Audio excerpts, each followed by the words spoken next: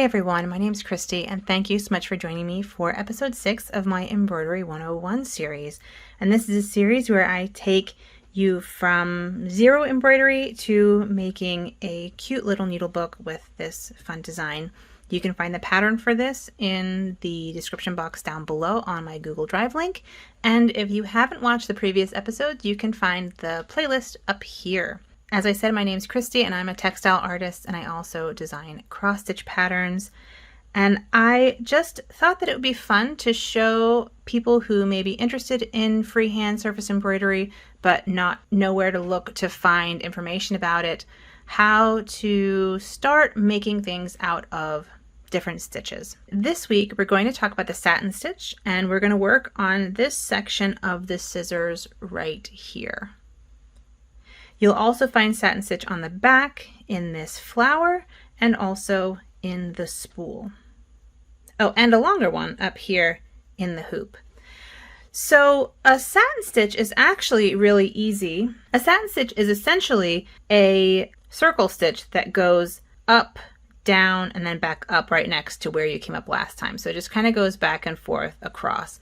But there are some tips and tricks to get it looking neat because they can end up kind of messy. So what I'm going to do is I'm going to show you just without any tips and tricks on this square. And then on this square, I'll show you some of my favorite tips and tricks for having a neat satin stitch. So I have an away knot over here, which I showed you in one of my earlier videos. You can find that in the playlist. And I've come up in the lower right-hand corner of this square.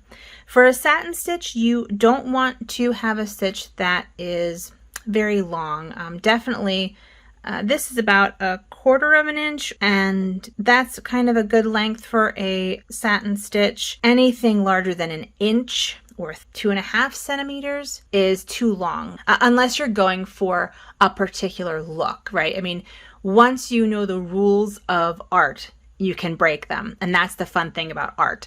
But what I want to show you are kind of the best practices, the rules, so that way if you want to stick to the rules, you can, and if you want to break them, you can.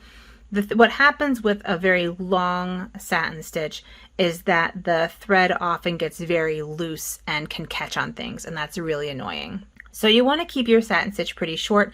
There are other stitches that give a similar look to satin stitch without that you can do longer, but satin stitch you want to keep it relatively short. So 1/4 to 1/2 an inch. Inch at the most is as far as I will go. And I'm using 3 strands here of DMC floss, and the number of strands you use determines how smooth your satin stitch is. So if you are doing a satin stitch in 3 strands, it won't lay as flat, and you might get knots, but it won't lay as flat as a satin stitch with 1 strand. And many embroidery pattern designers will use all 6 strands as kind of a chunky look. You need to determine for yourself what kind of stitch look you're looking for. Are you looking for something smooth or are you looking for something a little more chunky?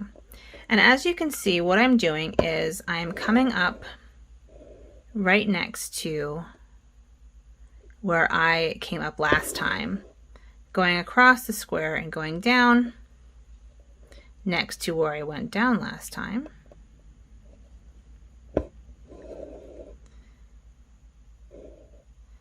And then coming back up on the line. You're just kind of wrapping it around the fabric. One of the pitfalls you can run into is pulling it too tightly, and what that will do is it will bunch up the fabric underneath.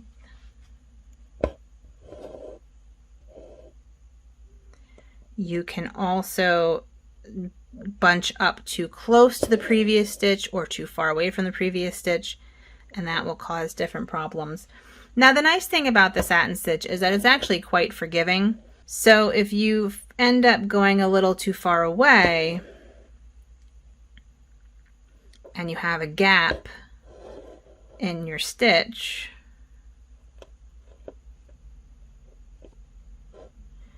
you can always go back and fill that in. So it's really easy to fix it if you do end up having a gap of some kind, but you want to try to avoid that.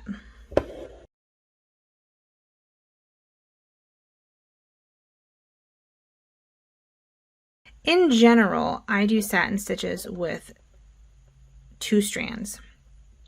2 strands is relatively neat on the smoothness side, but it fills in faster than a single strand. There are some embroidery artists that will only stitch a satin stitch with 1 strand because they prioritize neatness over speed. And any of you who have been with me for any length of time know that for me, speed is a fairly large priority. So it's not that I don't want it to look neat, but I definitely try to balance out the neatness factor with the speed factor. I am a product stitcher, which means that I like ending up with a finished product at some point.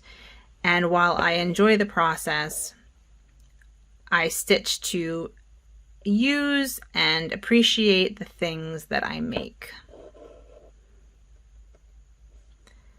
So we're getting close to being done with this block. And I hope you've been seeing it's just a repetitive motion, right? It's up. And I like going up and down, or I like doing diagonals too. You can do them in different directions. And the nice thing about the satin stitch also, I know I feel like I was starting a sentence and then I ended it. But the other nice thing about a satin stitch is that if you are stitching on 2 kind of squares next to each other, you can do 1 satin stitch up and down and 1 diagonal. Even in the same color, they'll look very different because the light will play off them differently. So there is our final stitch, and we have a nice satin stitch that is fairly neat, I think. So there are some ways to make this even neater, which I'm going to show you in this box here, and I'll come up here again in the lower right hand corner. And one way that you can neaten up the outside and also add a little dimension to your satin stitch is by outlining your area to be stitched in either a split stitch or a back stitch. When you outline them in one of these 2 stitches, what you do is you demarcate the outer edge really nicely, and you also add a little bit of height to the outside here, which makes it puff up a little bit, and I find that very attractive. So in general, I like to do this outline with a back stitch.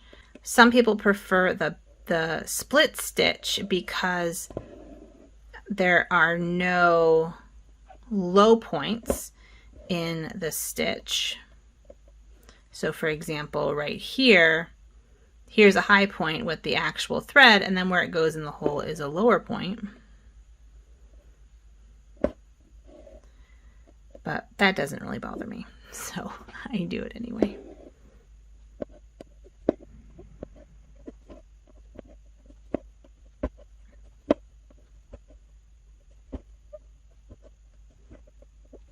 And now we are outlined and at the end of our thread. So I will flip this over and weave in the ends like I showed you before, and then start on the satin stitch itself. So outlining is my first tip. My second tip is to create some guidelines across. So in this one, you notice I just went across one after the other. What I normally do is I will do my first stitch on the side, and then I will come up from the top in the middle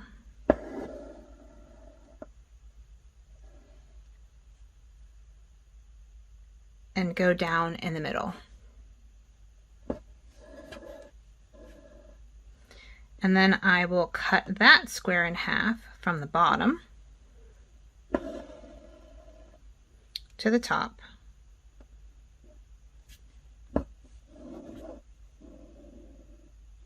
And then I have guidelines that are parallel. Another thing that I'll do is I'll sometimes come in with a pen and just draw lines. And this is going to be stitched, so you won't see them anyway. And it works really well. And I usually use a friction pen because that's what I have available. But you're covering this up, so it doesn't really matter. And then what I do is I go from the bottom to the top and just cut each box in half. I just do halves.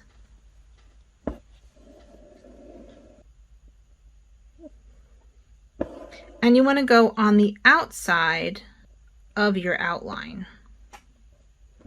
The outline is included in the satin stitch. And so when you cut things in half, you can fill in all those spaces. You can fix any lines that are not the right direction, you know, all sorts of things. And this just helps guide you to where you need to be with your next stitch. And I've found that it's the most helpful for me. And when you're done with that quarter, you go into the next quarter. And you just make your way across your shape.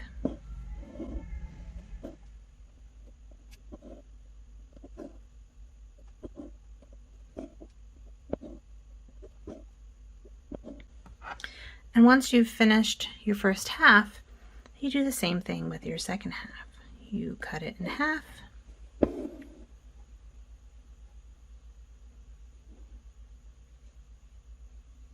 And I like to lay down my thread so I have a good idea of where I want to go.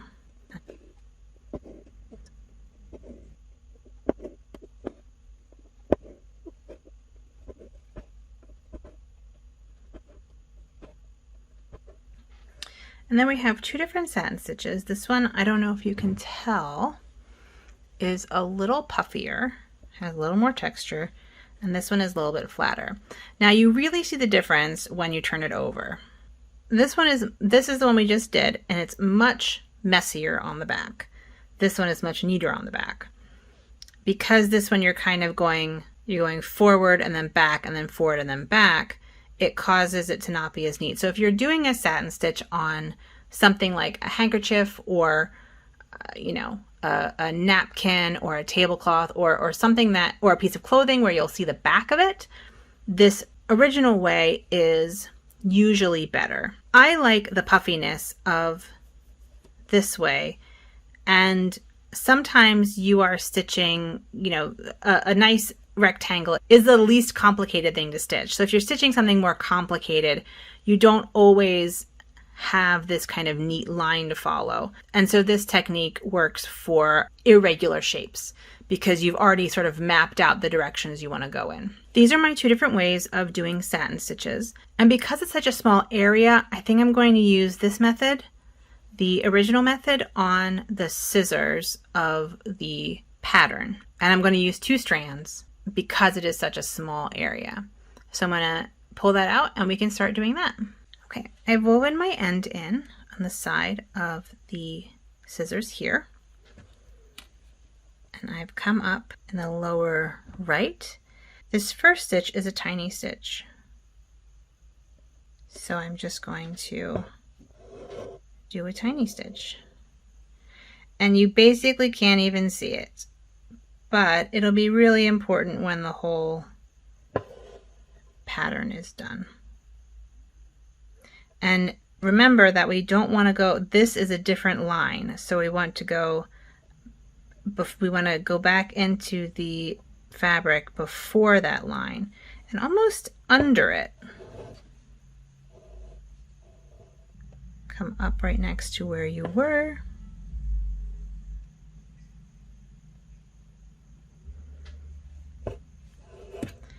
and straight up.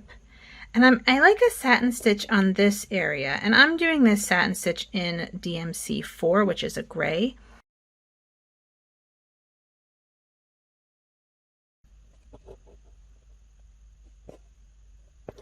But I like a satin stitch on this area because it is like the cutting blade of the scissors.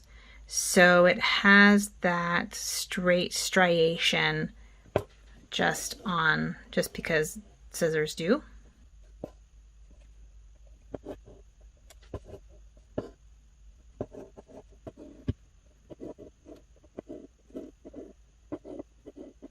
These last few stitches are really short again. So you just essentially little tacking stitches just to get some color in there.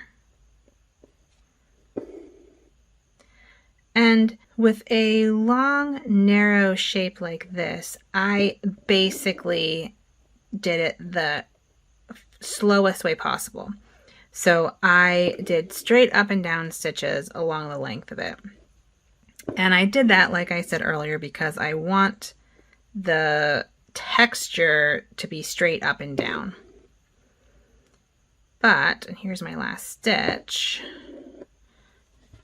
That's taken care of. But if you look at this on the finished needle book, you'll see that I just did like 4 horizontal stitches. So if I had done this horizontally, or I guess in this case vertically, I could have just done 5 vertical stitches, but it would have been a completely different texture. If you look at this texture versus this texture, they're very different things. And then down here, I did a diagonal line in order to get the texture of the spool here. So there are lots of different ways that you can work on and use the texture of the satin stitch to your advantage. And when you're done, this is what it's going to look like. Some other things that you can do once you are finished with the stitching itself is adding a stem stitch or a split stitch or a back stitch to the outside of your satin stitch adds a nice little texture. It's not a traditional satin stitch, but it's still a very neat looking stitch, which I like. And as I mentioned before, you can do your satin stitches in various directions in the same area to denote breaks. So people who, I'm going to try and find one, but people who stitch images of succulents, for example, will often use satin stitches in various directions to showcase the different petals of or leaves of the succulent. It can be really effective, and it all really has to do with how the light plays off of the satin stitch, which is really, really pleasant. I think it's really nice. So that is it for today. I hope that was helpful. The satin stitch is a fairly basic stitch, but I think it's really effective, and I use it quite a lot in my own stitching. Next week, when we come back, we will do the Lazy Daisy, which is right here, and the French knot. And I think that will be a fun finish to our stitching tutorials. And then after that, I'll show you how you can combine the different stitches to get all sorts of different textures using multiple stitches. Again, thank you for joining me. I hope this was helpful for you, and I look forward to seeing you again next time. So please take good care of yourselves and have a good one. Bye.